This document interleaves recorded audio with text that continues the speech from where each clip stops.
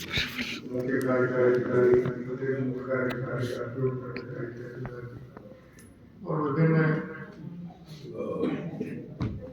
जल बिजली के सभी अधिकारी आज आपके बीच हम 2-3 बातों को लेकर आए। गांव में सरकार की तरफ से जितनी भी सुविधाएं हैं, चाहे वो विद्यालय की हो,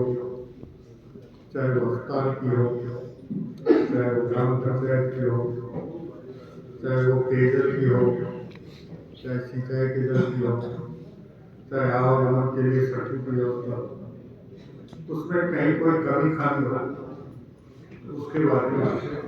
जानकारी लेकर उसको सुधार करना चाहिए। और दूसरा हमारा जो सबसे महत्वपूर्ण अभी पिछले कुछ दिनों से आप समाचार पत्रों और टेलीविजन के माध्यम से 2-3 मुद्दों को लेकर काफी सुनने को मिल रहा होगा, जिसमें एक है अब तक जो पहले किसी जमाने में शुरू हुई थी नरेगा के नाम से, उसके बाद उसको मनरेगा किया गया और अभी संसद के माध्यम से भारत सरकार ने उसका नया संस्करण जारी किया है, विकसित भारत की राह। सामान्य भाषा में उसको विकसित भारत की राह के नाम से पहचाना जा रहा है। अभी आज के समाचार पत्रों में आपने पढ़ा होगा मनरेगा के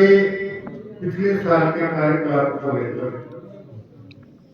भारत के 25 राज्यों के 55 जिलों में भारत सरकार ने एक विशेष जांच कराई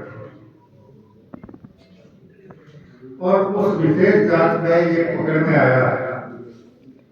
कि उन 55 जिलों में 300 करोड़ रुपए की हेराफेरी बिना काम किए खरीद तरीके से। अब 300 करोड़ को अगर हम 55 जिलों में विभाजित करें तो लगभग 5-5.5 करोड़ रुपए की गड़बड़ी करें तो कई हजार करोड़ रुपए की गड़बड़ी हर साल मनरेगा के नाम पर हो रही। इन सारी शिकायतों में मद्देनजर रखते हुए, क्योंकि पहले दिक्कत क्या थी कि मनरेगा में लगभग सारे काम मिट्टी को इधर से उधर करने के होते थे, कच्चे काम। अब कच्चे काम का कोई नाम नहीं, आज बन गया, बरसात आ गई बह गया, या जहाँ रेतीला क्षेत्र है गर्मी के मौसम में एक आंधी आई और पूरा काम खत्म, फिर जांच को कुछ मिलता ही नहीं। तो नया जो आया है उसमें मूल अंतर जो है, अब तक 100 दिन का रोजगार का प्रावधान था, अब उसमें 125 दिन के रोजगार का प्रावधान, और 125 दिन के रोजगार में भी 60 दिन हमारे यहाँ 2 फसलें होती हैं, बुआई के समय से लेकर कटाई के समय तक